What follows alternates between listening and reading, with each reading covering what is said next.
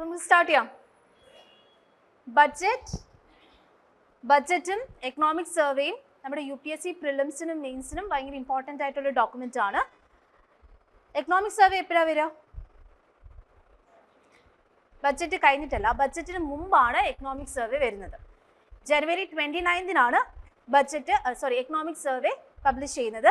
ഫെബ്രുവരി 1-നാണ് budget. എന്തുകൊണ്ടാണെന്ന് വെച്ച് കഴിഞ്ഞാൽ എക്കണോമിക് സർവേക്കകത്ത് ബേസിക് ആയിട്ടുള്ള നമ്മുടെ കഴിഞ്ഞ വർഷത്തെ, ഇപ്പം നിങ്ങൾ നോക്കിക്കഴിഞ്ഞ് കഴിഞ്ഞാൽ union budget for which year ആണ്? ഏത് വർഷത്തേക്കുള്ള യൂണിയൻ ബഡ്ജറ്റാണ് പ്രസന്റ് ചെയ്തത്? 2026-27, അതായത് കമ്മിങ് ഫിനാൻഷ്യൽ ഇയറിലേക്കുള്ള ബഡ്ജറ്റാണ് ഫിനാൻസ് മിനിസ്റ്റർ പ്രസന്റ് ചെയ്തത്. പക്ഷേ എക്കണോമിക് സർവേ ഏത് വർഷത്തെയാണ്? കഴിഞ്ഞ വർഷത്തെ 2025-ലെ എക്കണോമിക് സർവേ ആണ് ഈ വർഷം ജനുവരി 29-ന് പ്രസന്റ് ചെയ്തത്. അതായത് കഴിഞ്ഞ വർഷത്തെ എക്കണോമിക് സർവേ എന്ന് പറഞ്ഞു കഴിഞ്ഞാൽ കഴിഞ്ഞ വർഷം നമ്മുടെ ഇക്കോണമി എങ്ങനെയാണ് ഫങ്ഷൻ ചെയ്തിരുന്നത്, ആ കാര്യങ്ങളാണ് എക്കണോമിക് സർവേക്കകത്ത് ഉള്ളത്. ഓക്കെ, അതായത് നിങ്ങൾ എക്കണോമിക് സർവേ വായിച്ചിട്ടായിരിക്കണം ബഡ്ജറ്റ് നോക്കേണ്ടത് എന്നുള്ള ഒരു അസംഷനിലാണ്. എക്കണോമിക് സർവേ നമ്മുടെ ഇക്കോണമിയുടെ വേരിയസ് സെക്ടേഴ്സ് എങ്ങനെയാണ് ഫങ്ഷൻ ചെയ്യുന്നത്, ഗ്ലോബൽ സിനാരിയോ എന്താണ്, ഇങ്ങനെയുള്ള കാര്യങ്ങളെക്കുറിച്ചൊരു അണ്ടർസ്റ്റാൻഡിങ് ഉണ്ടെങ്കിൽ മാത്രമേ നമുക്ക് എക്കണോമിക് ബഡ്ജറ്റ് നമുക്ക് കൂടുതൽ നന്നായിട്ട് മനസ്സിലാക്കാൻ പറ്റുള്ളൂ. കാര്യം ഒരു ഗ്ലോബൽ സിനാരിയോയിലാണ് എന്ത് പ്രസന്റ് ചെയ്യുന്നത്, ഓരോ കൺട്രി അവരുടെ ബഡ്ജറ്റ് പ്രസന്റ് ചെയ്യുന്നത്. അപ്പോൾ അതുകൊണ്ട് തന്നെ നമ്മുടെ സെക്ടേഴ്സും നമ്മുടെ എങ്ങനെയാണ് ആ ഇക്കോണമി ഈസ് പെർഫോമിങ്, അതിൻ്റെ ബേസിസിലാണ് ബഡ്ജറ്റ് പ്രസന്റ് ചെയ്യുന്നത്. അപ്പോൾ ഇവിടെ നമ്മൾ എക്കണോമിക് സർവേയെ കുറിച്ച് നമ്മൾ ഡീറ്റെയിൽഡ് ആയിട്ടുള്ള ക്ലാസ്സസ് നമ്മൾ എടുക്കുന്നതായിരിക്കും. പക്ഷേ അതിനു മുമ്പ് നിങ്ങൾക്ക് അറിയേണ്ടതായിട്ടുള്ള ബേസിക് ആയിട്ടുള്ള കാര്യങ്ങൾ പറഞ്ഞിട്ട് ആ ഒരു കോണ്ടെക്സ്റ്റ് എന്താണെന്ന് പറഞ്ഞിട്ട് മാത്രമായിരിക്കും ബഡ്ജറ്റിലേക്ക് പോവുക. ഇനി ബഡ്ജറ്റ് അറിയാലോ, ഒരു ലെങ്തി സ്പീച്ചാണ്. ഇതിനകത്തു നിന്നുള്ള എല്ലാ സ്കീംസും എല്ലാ ഡേറ്റാസും നമ്മൾ അതേപോലെ പറയല്ല. അത് നിങ്ങൾ വായിച്ചു നോക്കിയാൽ നിങ്ങൾക്ക് മനസ്സിലാവും.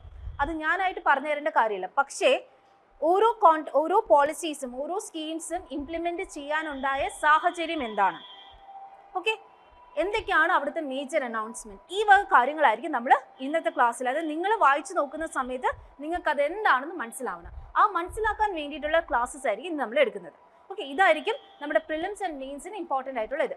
ലെക്ചർ നോട്ട്സ് എഴുതണം. കാരണം ഡോക്യുമെന്റ് വലുതായതുകൊണ്ട് നിങ്ങൾക്ക് ഒരു 8 പേജസിന്റെ ഈസി ആയിട്ട് മനസ്സിലാക്കാൻ കഴിയുന്ന ഒരു ഡോക്യുമെന്റ് ആണ് ഞാൻ തന്നിരിക്കുന്നത് ബഡ്ജറ്റിനായിട്ട്. ഈ PPTയുടെ PDF-ഉം ഞാൻ എന്താണെങ്കിലും തരാം. പക്ഷേ ഇതല്ലാതെ ലെക്ചർ നോട്ട്സ്, ഇപ്പോൾ എക്സ്പ്ലനേഷൻസ് എന്താണ് എന്നുള്ള ലെക്ചർ നോട്ട്സ് ആയിട്ട് നിങ്ങൾ ഡേറ്റാസും കാര്യങ്ങളും ഒന്നും എഴുതണ്ട. പക്ഷെ അല്ലാതുള്ള എക്സ്പ്ലനേഷൻസ് എന്താണ് കാര്യങ്ങൾ എന്നുള്ളത്, കാര്യം ഇത് മിനിമം ഓൾട്ടർനേറ്റ് ടാക്സ് എന്ന് വെച്ചാൽ നിങ്ങൾക്ക് അറിയില്ല എന്താണ് മിനിമം ഓൾട്ടർനേറ്റ് ടാക്സ് എന്നുള്ളത്. അപ്പോൾ അത് പറഞ്ഞു തരും, അതാണ് ലെക്ചർ നോട്ടിൽ എഴുതേണ്ടത്. അല്ലാതെ അത് എത്രയാണ് എന്നുള്ള കാര്യങ്ങളെല്ലാം ഈ ഡോക്യുമെന്റ്സിനകത്ത് ഉണ്ടായിരിക്കും. Okay,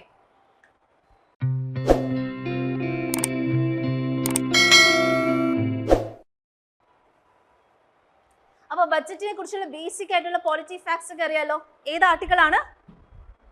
112 annual financial statement. ഇനി ബഡ്ജറ്റ് സ്പീച്ചിനോടൊപ്പം ബഡ്ജറ്റ് സ്പീച്ചിന്റെ ഡോക്യുമെന്റ് മാത്രമല്ല ബാക്കിയുള്ള മെമ്പേഴ്സ് ഓഫ് പാർലമെന്റിന് സബ്മിറ്റ് ചെയ്യുന്ന അതിന്റെ കൂടെ തന്നെ വേറെയും കുറച്ച് ഡോക്യുമെന്റ്സ് ഉണ്ട്. അതെന്തൊക്കെ ഡോക്യുമെന്റ്സാണ്? ഒന്ന്, ഡിമാൻഡ് ഫോർ ഗ്രാന്റ്സ്, അതാണ് ആർട്ടിക്കിൾ 113 പറയുന്നത്.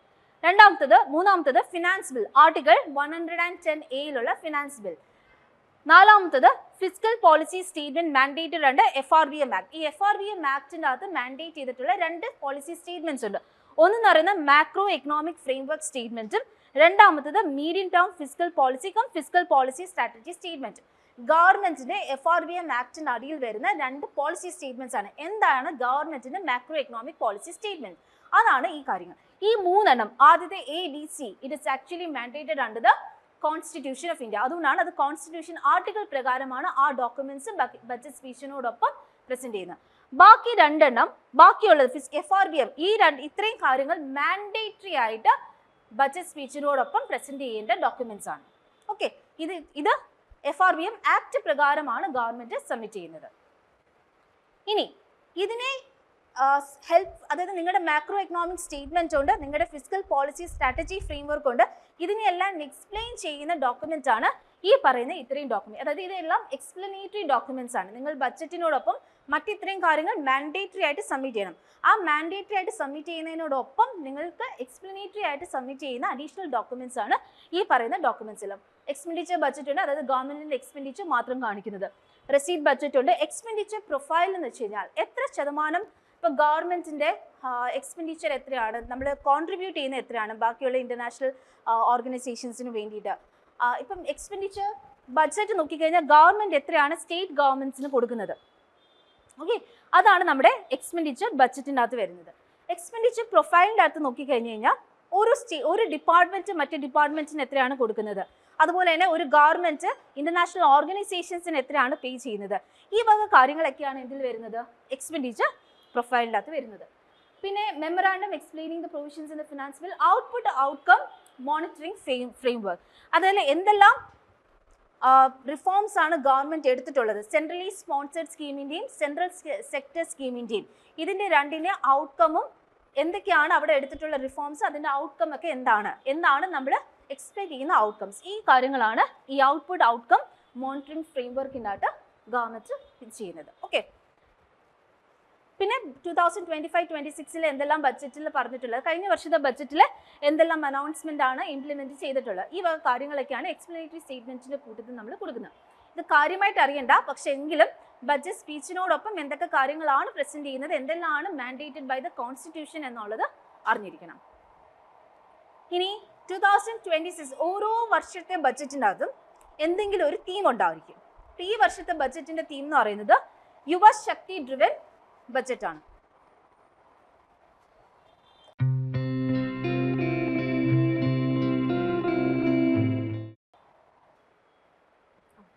യുവശക്തി ഡ്രിവൻ ബഡ്ജറ്റാണ്. എന്തിലൊക്കെയാണ് ഫോക്കസ് ചെയ്യുന്നത്? Focuses on poor, under privileged and the disadvantage. ഈ 3 സെക്ഷൻസിനെ ഫോക്കസ് ചെയ്തുകൊണ്ടുള്ള യുവശക്തി, യുവ ആരാണ്? യൂത്ത് എംപവർമെന്റിൽ ഫോക്കസ് ചെയ്തുകൊണ്ടുള്ള ഒരു ബഡ്ജറ്റാണ് 2026-27 ബഡ്ജറ്റ് എന്ന് പറയുന്നത്. ഇനി എന്താണ് ഈ ബഡ്ജറ്റ് പ്രസന്റ് ചെയ്യുന്ന സമയത്തുണ്ടായിരുന്ന ഗ്ലോബൽ സിനാരിയോ എന്താണ് എന്നുള്ളതാണ്. ഓക്കെ, ഒന്ന് നിങ്ങൾക്കറിയാം ഇഷ്യൂസ് ഇൻ ദ ട്രേഡ് അല്ലെ, ലോകം മുഴുവൻ ഇപ്പം എന്താണ് ഇഷ്യൂ, ഏറ്റവും വലിയ പ്രശ്നം എന്താണ് ഇപ്പം ട്രേഡിൽ എന്താണ് ഏറ്റവും വലിയ ഇഷ്യൂ എന്താണ്? ടാരിഫ്സ്. US ഇംപ്രൂവ് ചെയ്തിട്ടുള്ള ടാരിഫ്സ് ആണ് ഏറ്റവും വലിയ പ്രശ്നമായിട്ട് നിലവിൽ ഉള്ളത്. അതോടൊപ്പം തന്നെ റെഡ് സീ ഇഷ്യൂസ് ഉണ്ട്. എന്താണ് റെഡ് സീൽ ഇഷ്യൂ?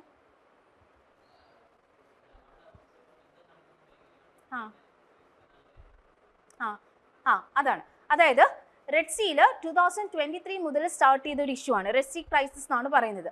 അതായത് ഹൂത്തീസ്, നമ്മുടെ യമനിലെ ഹൂത്തീസിനെ മിലിറ്റന്റ് ഗ്രൂപ്പാണ്, അവരെ സപ്പോർട്ട് ചെയ്യുന്നത് ഇറാനാണ്. ഈ ഹൂത്തീസ് പാലസ്റ്റീൻ ഗാസയിലെ ആ ഇസ്രയേൽ പാലസ്റ്റീൻ ഇഷ്യൂ വന്ന സമയത്ത് അവരുടെ സപ്പോർട്ടിൽ നിൽക്കുന്ന ഒരു ഗ്രൂപ്പാണ്, പാലസ്റ്റീൻ സപ്പോർട്ടേഴ്സ് ആയിട്ട് നിൽക്കുന്ന ഗ്രൂപ്പാണ് ഹൂത്തീസ്. അവർ അതുവഴി പോകുന്ന ചരക്ക് കപ്പലുകളെല്ലാം ആക്രമിക്കാൻ തുടങ്ങി. അതായത് അപ്പോൾ അതുകൊണ്ട് തന്നെ ഇതുവരെയുള്ള trade is actually not happening.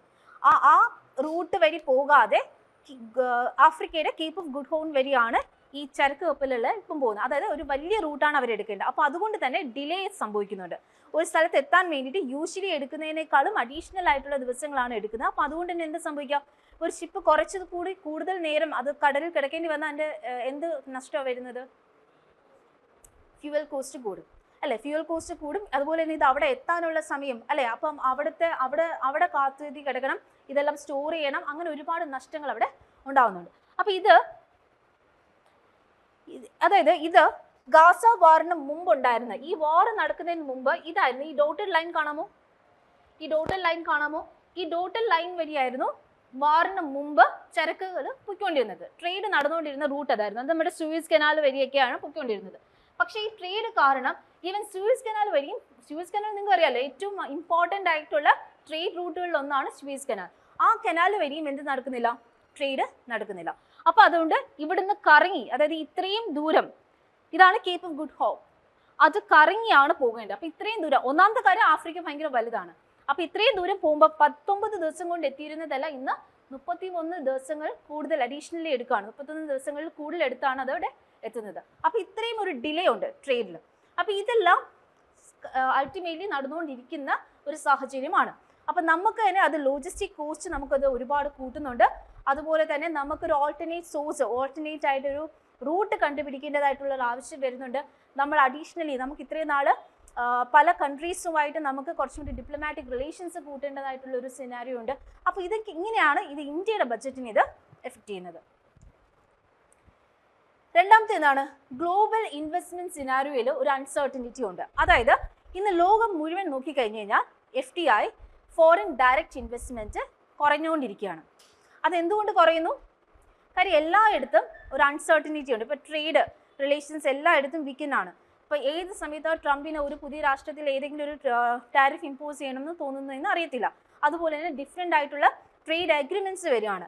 അപ്പോൾ അങ്ങനെ ട്രേഡ് ഇക്വേഷൻസ് എല്ലാം മാറി മാറി വരുന്ന ഒരു കാലഘട്ടം ആയതുകൊണ്ട് തന്നെ ഇൻവെസ്റ്റ്മെന്റ് സിനാരിയോയിലും ഭയങ്കരമായിട്ടുള്ള അൺസർട്ടനിറ്റി നിലനിൽക്കുന്നുണ്ട്.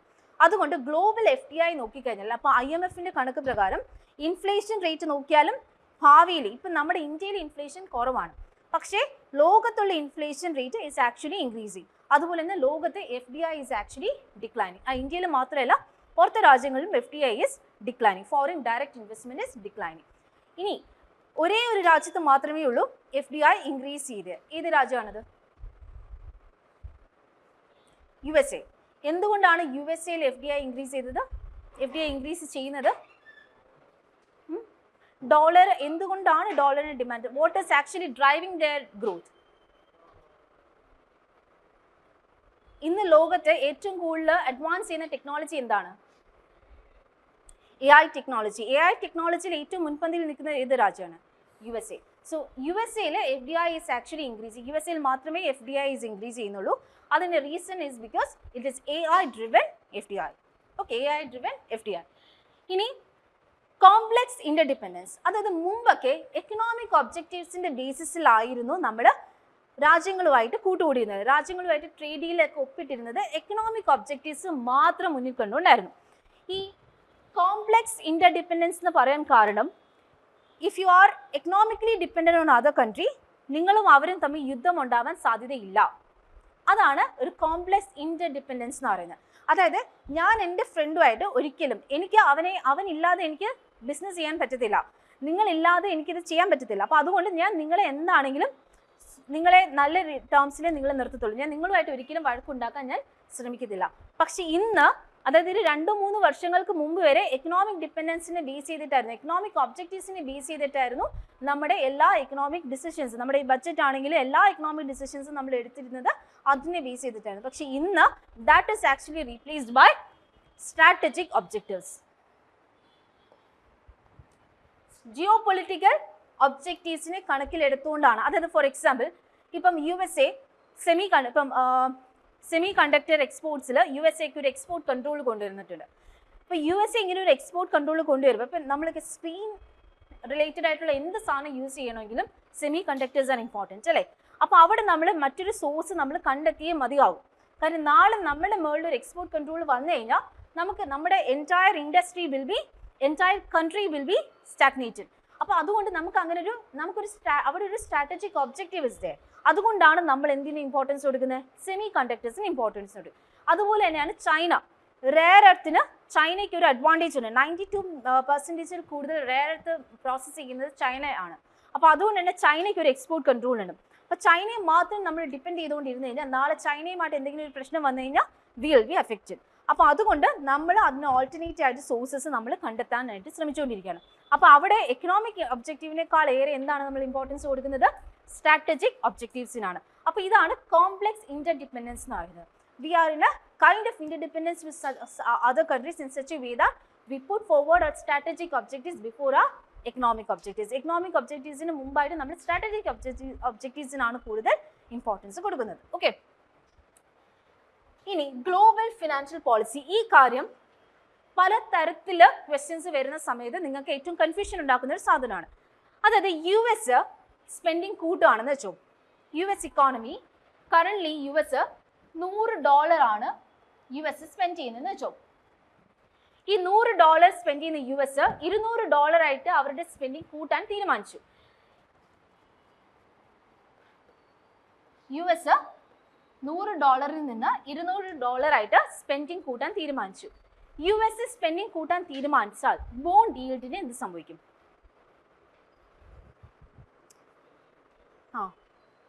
ബോണ്ട് ഈൽഡിന് എന്ത് സംഭവിക്കും? US ബോണ്ട് ഈൽഡിന് എന്ത് സംഭവിക്കുന്നു പറഞ്ഞത്?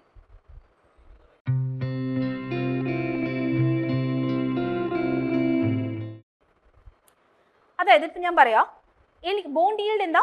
ഇപ്പം ഞാനൊരു കമ്പനിയാണ്, എനിക്ക് പൈസ വേണം, ഞാൻ ബോണ്ട് ഇഷ്യൂ ചെയ്യും, നിങ്ങൾ വാങ്ങിച്ചിട്ട് എൻ്റെ കയ്യിൽ നിന്ന് ബോണ്ട് വാങ്ങിച്ചിട്ട് എനിക്ക് പൈസ തരും, പകരം ഞാൻ നിങ്ങൾക്ക് വർഷം എന്ത് തരും, ഇൻട്രസ്റ്റ് തരും. അപ്പം ഞാൻ നിങ്ങളുടെ അടുത്ത് 100 രൂപ ചോദിച്ച് നിങ്ങൾ പറയും 100 രൂപ അല്ലേ മാം എടുത്തോ എന്ന് പറയും. പക്ഷെ 100 കോടി ചോദിച്ചാലോ, 100 കോടി തരാം, പക്ഷെ എനിക്ക് തരുന്ന ഇൻട്രസ്റ്റ് നിങ്ങൾ കുറച്ച് കൂടി തരണം എന്ന് പറയും.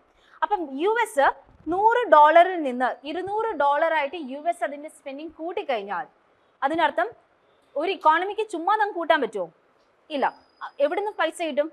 ബോണ്ട് ഇഷ്യൂ ചെയ്തിട്ടായിരിക്കും അവർ പൈസ മൊബിലൈസ് ചെയ്യുന്നത്.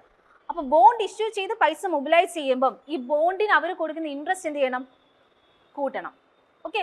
അപ്പോൾ US ഇക്കോണമി അവരുടെ സ്പെൻഡിങ് കൂട്ടിക്കഴിഞ്ഞാൽ US-ന്റെ ബോണ്ട് ഈൽഡ് എന്ന് വെച്ചാൽ ബോണ്ടിൽ നിന്ന് കിട്ടുന്ന ഈൽഡ്, ബോണ്ട് കിട്ടുന്ന നിങ്ങൾ എത്ര ശതമാനം ഇൻട്രസ്റ്റ് ആയിട്ട് കൊടുക്കുന്നു, നിങ്ങൾക്ക് ആ ഇൻട്രസ്റ്റ് ആയിട്ട് നിങ്ങൾക്ക് എത്ര കിട്ടുന്നു, that is your bond yield. So bond yield will increase. ഇത് വളരെ ഇമ്പോർട്ടൻ്റ് ആയിട്ടുള്ള ഒരു പോയിന്റ് ആണ്. ഇത് കോർ എക്കണോമിക്സ് പോയിന്റ് ആണ് ഈ പറയുന്നത്. കാരണം ഈ ഒരു ക്വസ്റ്റ്യൻ, ഈ ഒരു കാര്യം ഡയറക്റ്റ്ലി അല്ലെങ്കിൽ പല തരത്തിൽ നിങ്ങളുടെ ക്വസ്റ്റ്യൻ പേപ്പറിൽ ഓവർ ദി ഇയേഴ്സ് വന്നിട്ടുണ്ട്. എപ്പോഴും US-ന്റെ ബോണ്ടുമായിട്ട് റിലേറ്റ് ചെയ്ത ക്വസ്റ്റ്യൻ വരുന്ന കുട്ടികൾക്ക് ഭയങ്കര കൺഫ്യൂഷനാണ്. ആ കൺഫ്യൂഷൻ ഉണ്ടാകുന്നതിന്റെ റീസൺ ഇതാണ്.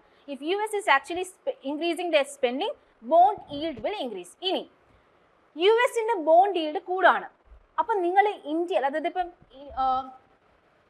US-ന്റെ ബോണ്ടിന് 5% ഇൻട്രസ്റ്റ്, ഇന്ത്യയുടെ ബോണ്ടിന് 5% ഇൻട്രസ്റ്റ്, അങ്ങനെയാണ് കിട്ടുന്നതെന്ന് വെച്ചോ. നിങ്ങൾ ഇന്ത്യയിൽ ഇൻവെസ്റ്റ് ചെയ്യോ US-ൽ ഇൻവെസ്റ്റ് ചെയ്യോ? US-ന്. എന്തുകൊണ്ട്?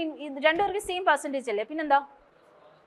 കുറച്ചും കൂടി സ്ട്രോങ്ങർ ഇക്കോണമിയാണ്. അപ്പം രണ്ടുപേരും ഒരേ ഈൽഡ് കൊടുത്താൽ എന്താ സംഭവിക്കുക? ഒരേ ഇൻട്രസ്റ്റ്, ബോണ്ടിന് ഒരേ ഇൻട്രസ്റ്റ് കൊടുത്താൽ എന്ത് സംഭവിക്കും? കൂടുതൽ ആൾക്കാരും അപ്പുറത്ത്. അപ്പം നമ്മൾ എന്ത് ചെയ്യണം? ഇന്ത്യൻ ഇക്കോണമി എന്ത് ചെയ്യണം? ബോണ്ടിന് കൂടുതൽ ഇൻട്രസ്റ്റ് കൊടുക്കണം അല്ലേ? ബോണ്ടിന് കൂടുതൽ ഇൻട്രസ്റ്റ് കൊടുക്കണം എന്ന് വെച്ചാൽ എന്താണ് അതിൻ്റെ അർത്ഥം? ഇന്ത്യൻ ഇക്കോണമി കൂടുതൽ പൈസ കടം വാങ്ങണം ആണോ? അല്ലേ? അതായത് രണ്ടുപേർക്ക് ഒരേ ഈൽഡ് ആണെങ്കിൽ നിങ്ങൾ ഒരിക്കലും ഇന്ത്യയിൽ ഇൻവെസ്റ്റ് ചെയ്യില്ല, നിങ്ങൾ US-ൽ ഇൻവെസ്റ്റ് ചെയ്യും. അപ്പം നമ്മുടെ ഗവൺമെന്റ് നമ്മുടെ ബോണ്ടിന് കൂടുതൽ ഇൻട്രസ്റ്റ് ചെയ്യുന്നത്. നമ്മുടെ ഗവൺമെന്റ് ഇപ്പം US എന്തുകൊണ്ടാണ് USA-യുടെ ബോണ്ടിന് കൂടുതൽ ഇൻട്രസ്റ്റ് കൊടുത്തത്? ബോണ്ടിന്റെ, അതായത് കൂടുതൽ പൈസ അവർ കടം വാങ്ങിച്ചത് കൊണ്ടാണ് ബോണ്ട് ഈൽഡ് കൂട്ടേണ്ടി വന്നത്, ഇൻട്രസ്റ്റ് കൂട്ടേണ്ടി വന്നത്. അപ്പൊ ഇന്ത്യക്ക് ചുമ്മാതെ ഗവൺമെന്റിന്റെ ബോണ്ട് കൂട്ടാൻ പറ്റുമോ? ബോണ്ടിന്റെ ഇൻട്രസ്റ്റ് കൂട്ടാൻ പറ്റും? ഇല്ല. കൂടുതൽ ബോണ്ട് ഇഷ്യൂ ചെയ്യണം. കൂടുതൽ ബോണ്ട് എപ്പോഴാണ് ഇഷ്യൂ ചെയ്യേണ്ടി വരിക? കൂടുതൽ പൈസ ആവശ്യമായിട്ട് വരുമ്പോൾ. പക്ഷേ അങ്ങനെ നമുക്ക് തോന്നിയതുപോലെ ബോണ്ട് ഇഷ്യൂ ചെയ്ത് പൈസ കടം വാങ്ങിച്ച് നമ്മുടെ ഇക്കോണമിയെ ഫിനാൻസ് ചെയ്യാൻ പറ്റുമോ? അങ്ങനെ ചെയ്താലും ഗവൺമെന്റിന് നഷ്ടമാണ്. മനസ്സിലായോ? അപ്പൊ ഈ വർഷത്തെ ഗവൺമെന്റ്, അതുകൊണ്ടാണ് നമ്മൾ ഫിസ്ക്കൽ ഡെഫിസിറ്റിൽ നിന്ന് നമ്മുടെ ടാർഗറ്റ് നമ്മൾ മാറ്റി ഡെറ്റ് ടു GDP റേഷ്യോയിലേക്ക് നമ്മൾ മാറിയത്. അത് നമ്മൾ ഫിസ്ക്കൽ ഇത് പറയുന്ന സമയത്ത് ഡീറ്റെയിൽ ആയിട്ട് പറയും. പക്ഷെ എന്തുകൊണ്ട് നമ്മൾ മാറി എന്നുള്ളതാണ്. ഫിസ്ക്കൽ ഡെഫിസിറ്റ് എന്ന് വെച്ചാൽ ഒരു വർഷം നമ്മൾ എത്ര രൂപയോളം ബോറോ ചെയ്യണം എന്നുള്ളതാണ് ഫിസ്ക്കൽ ഡെഫിസിറ്റ് നോക്കിയിരുന്നത്. മറ്റേതെന്താ? GDP-യുടെ എത്ര ശതമാനമാണ് നമ്മുടെ അക്യുമുലേറ്റഡ് കടം, ഡെറ്റ്, അത് നമ്മൾ കുറയ്ക്കാനാണ് നമ്മൾ ഇനി മുതൽ ഫോക്കസ് ചെയ്യുന്നത്. അത് എന്തുകൊണ്ട് ചെയ്യുന്നു? കാര്യം US സ്പെൻഡിങ് കൂട്ടിക്കൊണ്ടിരിക്കുക, അതിനനുസരിച്ച് നമുക്ക് നമ്മുടെ സ്പെൻഡിങ്, നമുക്ക് നമ്മുടെ ബോണ്ടിന്റെ ഇൻട്രസ്റ്റ് കൂട്ടിക്കൊണ്ടിരിക്കാൻ പറ്റത്തില്ല. അതനുസരിച്ച് നമ്മൾ കൂട്ടിക്കൊണ്ടിരുന്ന നമ്മുടെ ഇക്കോണമി എന്ത് പറ്റും? ബോറോ ചെയ്ത് നമുക്ക് നഷ്ടങ്ങൾ, നമ്മുടെ ഫിസ്ക്കൽ ഡെഫിസിറ്റ് കൂടിക്കൊണ്ടേയിരിക്കും. അപ്പൊ അതുകൊണ്ട് borrowing is not viable. India can not finance its expenditure through borrowing എന്ന് പറഞ്ഞ് കടം വാങ്ങിക്കത്തില്ല എന്നാണോ? അല്ല, കടം വാങ്ങിക്കും, പക്ഷെ വാങ്ങിക്കുന്നതിന് ഒരു ലിമിറ്റ് നമ്മൾ കൊണ്ടുവരണം. ഓക്കെ. ഇന്ത്യ ഇപ്പൊ എന്തിനാണ് ഇനി, ഇത് വളരെ ഇമ്പോർട്ടൻ്റ് ആയിട്ടുള്ള ടേം ആണ്, സ്ട്രാറ്റജിക് ഇൻഡിസ്പെൻസിബിലിറ്റി. ഇത് നിങ്ങളുടെ എക്കണോമിക് സർവേക്കകത്ത് യൂസ് ചെയ്തിട്ടുള്ള ഒരു ടേം ആണ് സ്ട്രാറ്റജിക് ഇൻഡിസ്പെൻസിബിലിറ്റി. സ്ട്രാറ്റജിക് ഇൻഡിസ്പെൻസിബിലിറ്റി എന്ന് വെച്ച് കഴിഞ്ഞാൽ ഒരു ഒഴിവാക്കാൻ പറ്റാത്ത വിധത്തിൽ നമ്മൾ ഇമ്പോർട്ടൻ്റ് ആവുക. ഒരാൾക്ക്, ഒരു രാഷ്ട്രത്തിന്, ഇപ്പം യൂറോപ്യൻ യൂണിയന് ഇന്ത്യ എന്നുള്ള രാജ്യം ഇല്ലാതെ ട്രേഡ് ചെയ്യാൻ പറ്റില്ല എന്നൊരു അവസ്ഥയിലേക്ക്, അത്രയും എക്കണോമിക് ഇമ്പോർട്ടൻസിലേക്ക് ഇന്ത്യ മാറുക. അതിനാണ് നമ്മൾ ഫോക്കസ് ചെയ്യുന്നത്. മനസ്സിലായല്ലോ? അതാണ് സ്ട്രാറ്റജിക് ഇൻഡിസ്പെൻസിബിലിറ്റി. ഇൻഡിസ്പെൻസിബിൾ എന്ന് വെച്ചാൽ ഒഴിവാക്കാനാകാത്ത രീതിയിൽ, നിങ്ങളെ ഒഴിവാക്കാൻ പറ്റാത്ത വിധത്തിൽ നിങ്ങൾ ഒരാൾക്ക് ഇമ്പോർട്ടൻ്റ് ആയിട്ട് മാറാം. And that is what. അത് ഏത് ടേംസിലാണ്? എക്കണോമിക് ടേംസിൽ. ഓക്കെ. അപ്പോൾ ഒരു എക്കണോമിക് ഇൻഷുറൻസ് ആയിട്ട് നമ്മുടെ രാജ്യം മാറുക എന്നുള്ളതാണ് നമ്മളിപ്പോൾ ഫോക്കസ് ചെയ്യുന്നത്. ഇതാണ് മനസ്സിൽ വെക്കേണ്ട കോണ്ടെക്സ്റ്റ്. ഈ ഒരു കോണ്ടെക്സ്റ്റിലാണ് നമ്മൾ എന്ത് പ്രസന്റ് ചെയ്യുന്നത്? യൂണിയൻ ബഡ്ജറ്റ് പ്രസന്റ് ചെയ്യുന്നത്. അപ്പം നമ്മുടെ രാജ്യം എയിം ചെയ്യുന്ന കാര്യങ്ങൾ, എങ്ങനെയാണ് ഗ്ലോബൽ സിനാരിയോ നമ്മുടെ ഇക്കോണമിയെ ബാധിക്കുന്നത്. ഈ ഒരു കോണ്ടെക്സ്റ്റിലാണ് we have to read the budget.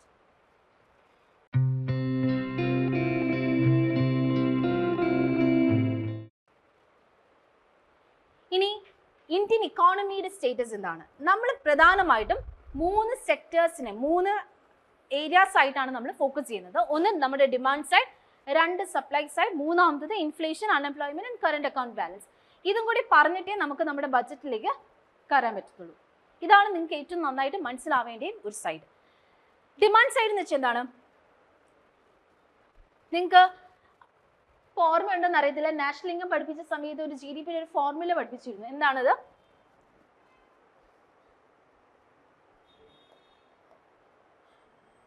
C plus I plus G plus X minus M. ഇതാണ് നമ്മുടെ ഡിമാൻഡ് സൈഡിലെ ഇക്വേഷൻ എന്ന് പറയുന്നത്. ഡിമാൻഡ് സൈഡിലെ അതായത് ആഗ്രിഗേറ്റ് ഡിമാൻഡ് ആണ് ഈ പറയുന്നത് C plus I plus G plus X minus M. C എന്താ? Consumption expenditure. ഹൗസ് ഹോൾഡ്സ് എത്ര രൂപയാണ് കൺസ്യൂം ചെയ്യുന്നത്? ഇൻവെസ്റ്റ്മെന്റ് എത്ര രൂപയാണ് ഇക്കോണമിയിൽ ഇൻവെസ്റ്റ് ചെയ്യപ്പെടുന്നത്? ഗവൺമെന്റ് എത്ര രൂപയാണ് എക്സ്പെൻഡിച്ചർ ആയിട്ട് പോകുന്നത്? അതിൽ എത്രയാണ് നമ്മൾ കൺസ്യൂം ചെയ്യുന്നതെന്നുള്ള ആ രീതിയിലാണ് പറയുന്നത്. X minus M is your net exports. ഈ ഒരു ടേംസിലാണ് നമ്മൾ എന്ത് പറയുന്നത്? Demand side. ഇവിടെ ഒരു കാലത്ത് നമ്മുടെ കഴിഞ്ഞ വർഷം തുടക്കത്തിലൊക്കെ നമ്മുടെ consumption expenditure was actually declining. ആ ഒരു സമയത്താക്കിയാണ് GST റിഫോംസ് ആയിട്ട് ഗവൺമെന്റ് വരുന്നത്. അപ്പോൾ GST വന്നു, ടാക്സ് കട്ട് വന്നു. അതുപോലെ തന്നെ എന്ത് വന്നു? കഴിഞ്ഞ വർഷത്തെ ബഡ്ജറ്റിൽ ഇൻകം ടാക്സും കുറച്ചിട്ടുണ്ടായിരുന്നു. അതായത് 4 ലക്ഷം രൂപ വരെ നിങ്ങൾക്ക് ഇൻകം ടാക്സ് പേ ചെയ്യേണ്ട. അപ്പോൾ ഇൻകം ടാക്സ് സ്ലാബ്സിലും കഴിഞ്ഞ വർഷം ഇൻകം ടാക്സ് കട്ട് വന്നു. ഇതെല്ലാം എന്തിനാ കൊണ്ടുവന്നത്? കൺസപ്ഷൻ ഇക്കോണമിയിൽ കൂട്ടാൻ വേണ്ടി. എന്തുകൊണ്ട് കൺസപ്ഷൻ കൂട്ടണം? കൺസപ്ഷൻ കൂടിയാൽ മാത്രമേ നിങ്ങളുടെ എൻറ്റയർ GDP വിൽ ഇൻക്രീസ് അല്ലേ? C കൂടിയാലേ GDP കൂടൂ. C കൂടണമെങ്കിൽ എന്ത് ചെയ്യണം? നിങ്ങൾ സ്പെൻഡ് ചെയ്യുന്ന പൈസ കൂടണം. അതായത് നിങ്ങളുടെ കയ്യിൽ കൂടുതൽ പൈസ വേണം. അതിനാണ് ഇൻകം ടാക്സ് കട്ടും GST റിഫോംസും എല്ലാം കൊണ്ടുവന്നത്. അങ്ങനെ നമ്മുടെ പ്രൈവറ്റ് കൺസപ്ഷൻ എക്സ്പെൻഡിച്ചർ, അതായത് നമ്മുടെ ഹൗസ് ഹോൾഡ്സ് കൺസ്യൂം ചെയ്യുന്ന expenditure over the years over the months actually അത് കൂടി. ഇപ്പം ഇന്ത്യ ഇക്കോണമി നോക്കിക്കഴിഞ്ഞു കഴിഞ്ഞാൽ India is predominantly A consumption based economy. അതായത് നമ്മൾ എബവ് 60%, 61.5% ഓഫ് അവർ GDP ആണ് നമ്മൾ, അതായത് ഈ ഇതിൽ more than 60% എന്ന് പറയുന്ന കൺസപ്ഷൻ എക്സ്പെൻഡിച്ചർ മാത്രമാണ്. അപ്പോൾ more than 60% of our income is actually going to what? Is going to our consumption. ചൈനയെ സംബന്ധിച്ച് is only approximately 40% മാത്രമാണ്. അതായത് China is actually a market. China manufacture ചെയ്യുന്ന ഒരു മാർക്കറ്റാണ്. അവിടെയാണ് ഇന്ത്യയുടെ significance. Indians are actually consuming. We are a consumer economy. നമ്മൾ more than 60% of our GDP is actually consumed by Indians. മനസ്സിലായോ? ചൈന 40% ഉള്ളിടത്ത് ഇന്ത്യ is actually 60% ആണ്. ഇപ്പോഴാണ് നമ്മൾ ചൈന ഓവർടേക്ക് ചെയ്ത് ഹയസ്റ്റ് പോപ്പുലേറ്റഡ് കൺട്രി ആയത്. പക്ഷെ അതിന് മുമ്പ് ഇതിങ്ങനെ തന്നെയായിരുന്നു.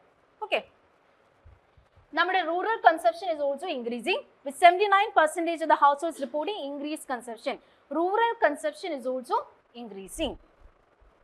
നമ്മുടെ പ്രൈവറ്റ് കൺസപ്ഷൻ ഹൗസ് ഹോൾഡ്സിന്റെ കൺസപ്ഷൻ ആണ് കൂടുന്നത്. അതിൽ തന്നെ കൂടുന്നത് ഏതാണ്? റൂറൽ ഹൗസ് ഹോൾഡ്സിന്റെ ആണ്. ഇനി ഇൻവെസ്റ്റ്മെന്റ് എന്ന് പറയുന്നത് ഒരു 30% ഇൻവെസ്റ്റ്മെന്റ് സ്റ്റഡി ആയിട്ടാണ് പോകുന്നത്. അതായത് ഇന്ത്യയിൽ കാര്യമായിട്ടുള്ള പ്രൈവറ്റ് ഇൻവെസ്റ്റ്മെന്റ്സ് നടക്കുന്നില്ല. ഓക്കെ, ഗ്രോത്ത് ഏറ്റവും കൂടുതൽ ഇൻവെസ്റ്റ്മെന്റ് എന്ന് പറയുന്നത് ഏതൊക്കെ ഇൻവെസ്റ്റ്മെന്റ് വരും? പബ്ലിക് ഇൻവെസ്റ്റ്മെന്റ് വരും, പ്രൈവറ്റ് ഇൻവെസ്റ്റ്മെന്റ് വരും. ഇപ്പൊ ഗവൺമെന്റ് എന്തിനാ കൂടുതൽ ക്യാപിറ്റൽ എക്സ്പെൻഡിച്ചർ കൂട്ടുന്നതെന്ന് വെച്ച് കഴിഞ്ഞാൽ ക്രൗഡിങ് ഇൻ എന്നാന്ന് ഓർമ്മയുണ്ടോ? അതായത് ഗവൺമെന്റ് ഇപ്പം എഡ്യൂക്കേഷൻ സെക്ടറിൽ, ഹെൽത്ത് സെക്ടറിലെല്ലാം ഗവൺമെന്റ് സ്പെൻഡിങ് കൂട്ടാന്ന് വെച്ചു. ഇപ്പൊ ഗവൺമെന്റ് സ്പെൻഡിങ് കൂട്ടി ഗവൺമെന്റിന് നല്ല റിട്ടേൺസ് കിട്ടുന്നുണ്ടെങ്കിൽ പ്രൈവറ്റ് സെക്ടേഴ്സും വിചാരിക്കും എന്ത്, ഞങ്ങൾക്കും കൂടി കുറച്ച് പൈസ അവിടെ ഇൻവെസ്റ്റ് ചെയ്യാം. അതായത് ഗവൺമെന്റ് അതിന്റെ എക്സ്പെൻഡിച്ചർ കൂട്ടിക്കൊണ്ട് പ്രൈവറ്റ് കമ്പനീസിനെ അല്ലെങ്കിൽ പ്രൈവറ്റ് ഇൻവെസ്റ്റേഴ്സിനെ അട്രാക്ട് ചെയ്യുന്നതിനാണ് നമ്മൾ ക്രൗഡിങ് ഇൻ എന്ന് പറയുന്നത്. അപ്പൊ ഗവൺമെന്റിന്റെ എക്സ്പെൻഡിച്ചർ കൂട്ടുന്നുണ്ട്, പക്ഷെ അതനുസരിച്ച് എന്ത് സംഭവിക്കുന്നില്ല?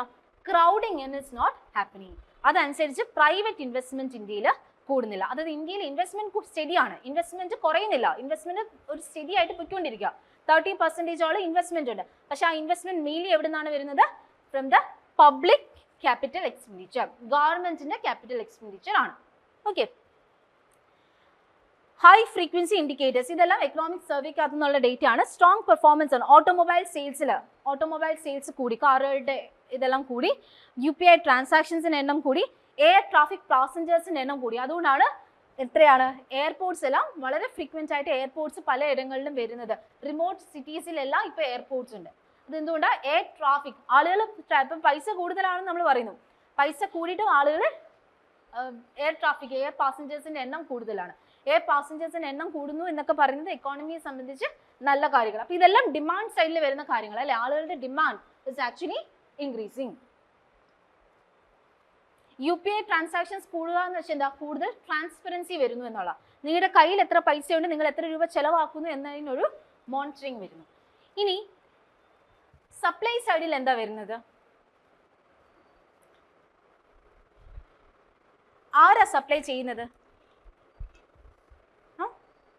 അല്ല, ഏത് സെക്ടർ, എന്താ സപ്ലൈ ചെയ്യുന്നത്? ആരാ സപ്ലൈ ചെയ്യുന്നത്? പ്രൊഡ്യൂസേഴ്സ്. പ്രൊഡ്യൂസേഴ്സ് എന്ന് വെച്ചാൽ എവിടുത്തെ പ്രൊഡ്യൂസേഴ്സ്? ഒരു ഇക്കോണമിക് പെർസ്പെക്റ്റീവ് പറയുകയാണെങ്കിൽ ആരാ സപ്ലൈ ചെയ്യാം?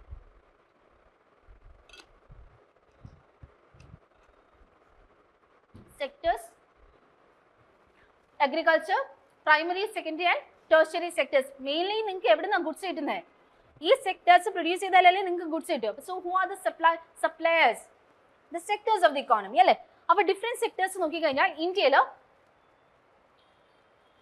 Industry and services led supply side growth ആണ് മെയിൻ ആയിട്ട് ഉള്ളത്. അതായത് അഗ്രികൾച്ചറിൽ ഗ്രോത്ത് ഉണ്ട്, പക്ഷെ അഗ്രികൾച്ചർ ലെഡ് ഗ്രോത്ത് അല്ല ഇന്ത്യയിൽ കുറെ നാളായിട്ട് നടക്കുന്നത്. അഗ്രികൾച്ചറിന്റെ ഗ്രോത്ത് 3.1% ആണ്. അതായത് കഴിഞ്ഞ വർഷങ്ങളെയൊക്കെ അപേക്ഷിച്ച് ഇന്ത്യയിലെ agriculture growth is actually good. നമുക്കൊരു ബമ്പർ ഗ്രോത്ത് വന്ന ഒരു പീരീഡ് ആണ് ഇത് കഴിഞ്ഞൊരു വർഷം എന്ന് പറയുന്നത്. അതായത് ഓവറോൾ നോക്കി കഴിഞ്ഞു കഴിഞ്ഞാൽ ഇൻഡസ്ട്രിയും സർവീസസും ആണ് ഇന്ത്യയിലെ ഗ്രോത്തിനെ പ്രൊമോട്ട് ചെയ്യുന്നത്. അതെപ്പോഴും അങ്ങനെ ആയിരിക്കുമല്ലോ, കാര്യം അഗ്രികൾച്ചറിന്റെ contribution to the GDP is very less, right? പക്ഷേ കഴിഞ്ഞ കുറെ വർഷങ്ങളെ അപേക്ഷിച്ച് എന്താണ്? കഴിഞ്ഞ കുറെ വർഷങ്ങളെ അപേക്ഷിച്ച് നമ്മുടെ അഗ്രികൾച്ചർ ഗ്രോത്ത് നന്നായ ഒരു വർഷം കൂടിയാണ് കഴിഞ്ഞ വർഷം. It's because of what? Good rainfall. നല്ല റെയിൻഫോൾ, നല്ല മൺസൂൺ ആയിരുന്നു കഴിഞ്ഞ വർഷം ഉണ്ടായിരുന്നത്. നല്ല മൺസൂൺ ആയതുകൊണ്ട് തന്നെ we had A bumper growth in the 2005 period. Okay. Structural trend, volatile crop growth is increasingly offset by stable expansion in the allied sectors. അതായത് നമുക്ക് നല്ലൊരു ബമ്പർ ഗ്രോത്ത് ഉണ്ട് അഗ്രികൾച്ചറിൽ എന്ന് പറയുമ്പോഴും നമ്മുടെ ക്രോപ്പ് പ്രൊഡക്ടിവിറ്റി കൂടിയിട്ടില്ല. നമുക്ക് ക്രോപ്പ് പ്രൊഡക്ടിവിറ്റിയേക്കാൾ കൂടുതൽ നമുക്ക് എന്തിലാണ് ഗ്രോത്ത് വന്നത്? അലൈഡ് സെക്ടേഴ്സിൽ, അതായത് ഹോർട്ടിക്കൾച്ചർ, ഫിഷറീസ് പോലുള്ള അലൈഡ് സെക്ടേഴ്സിലെ ഗ്രോത്ത് കാരണമാണ് എൻറ്റയർ അഗ്രികൾച്ചർ സെക്ടറിൽ എന്ത് വന്നത്? ഗ്രോത്ത് കൂടിയത്. മനസ്സിലായല്ലോ? ഇനി മൈനിങ് ഹാസ് ഡിക്ലൈൻഡ്. മൈനിങ് ഏത് സെക്ടറാ? Primary sector. അത് തെറ്റിക്കരുത്. നമ്മൾ ഇപ്പം നിങ്ങൾ ചിലപ്പോൾ തപ്പി നോക്കുമ്പോൾ സെക്കൻഡറി സെക്ടറിൽ നിന്ന് വരാറുണ്ട്. പക്ഷെ നമ്മൾ മൈനിങ് എന്ന് വെച്ചാൽ ഡയറക്ട്ലി എക്സ്ട്രാക്ട് ചെയ്യാൻ, നേച്ചറിൽ നിന്ന് ഡയറക്ട്ലി എക്സ്ട്രാക്ട് ചെയ്യുന്നത് കൊണ്ടാണ് നമ്മൾ മൈനിങ്ങിനെ പ്രൈമറി സെക്ടർ ആക്ടിവിറ്റി ആയിട്ട് ഇൻക്ലൂഡ് ചെയ്യുന്നത്.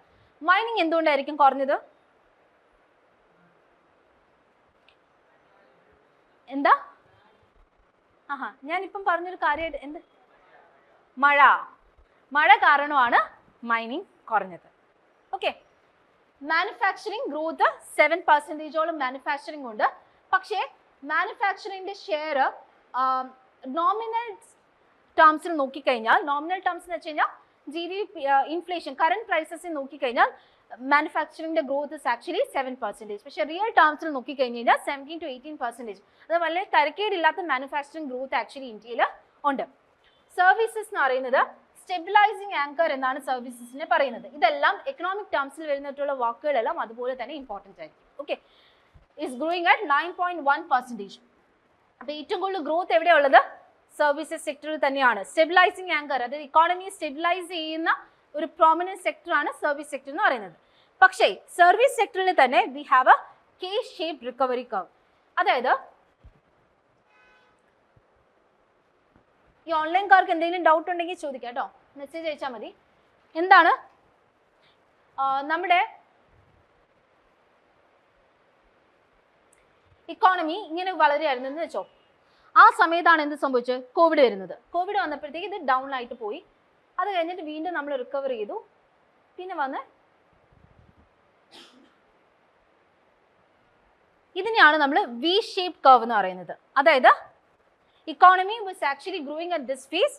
അപ്പോഴാണ് കോവിഡ് വന്നപ്പോൾ അത് വീണ്ടും താഴേക്ക് പോയി പതുക്കെ അത് വീണ്ടും ഉയർന്നു വന്ന് പിന്നെ നമ്മുടെ പ്രീ പാൻഡമിക് ലെവൽസ്, ഇതിനെയാണ് നമ്മൾ പ്രീ പാൻഡമിക് ലെവൽസ് എന്ന് പറയുന്നത്. ആ പ്രീ പാൻഡമിക് ലെവൽസിലേക്ക് ഇക്കോണമി വീണ്ടും വന്നു. ഇതാണ് വി ഷേപ്ഡ് റിക്കവറി കർവ് എന്ന് പറയുന്നത്. ഞാനിവിടെ എന്താ പറഞ്ഞത്, സർവീസ് സെക്ടറിൽ കെ ഷേപ്പ് റിക്കവറി ആണ്.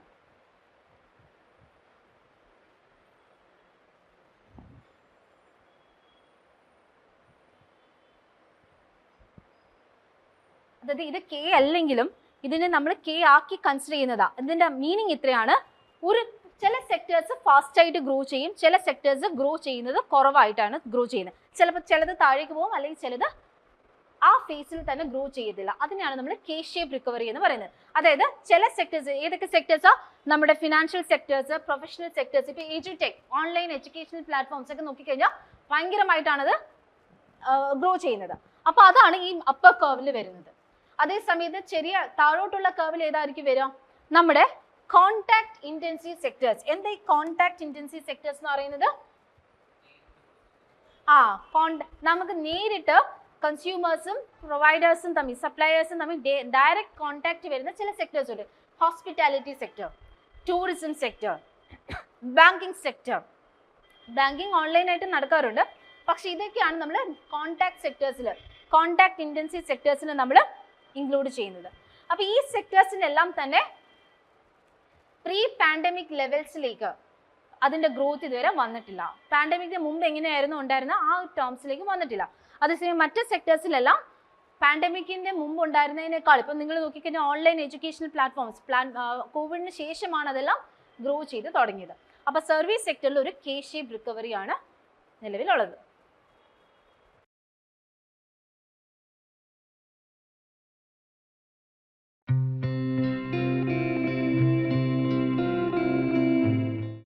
Gallant IAS, chasing your passion to ace.